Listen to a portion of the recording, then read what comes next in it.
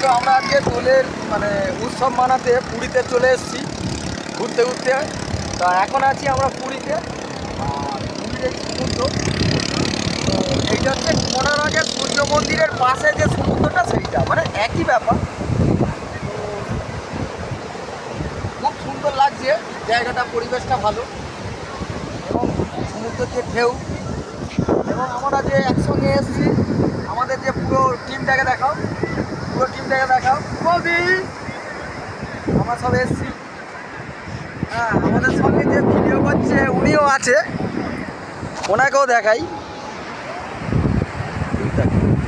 বলো কিছু বলবে তো এবার। আমি মোহন ঘোষের ভিডিওতে সকলকে অনুরোধ করব যাতে সবাই যেন সাবস্ক্রাইব করে এবং চ্যানেলটা ভালো লাগলে সবাইকে শেয়ার করে। মোহন ঘোষের ভিডিওটা দেখবেন এই আশা রাখি।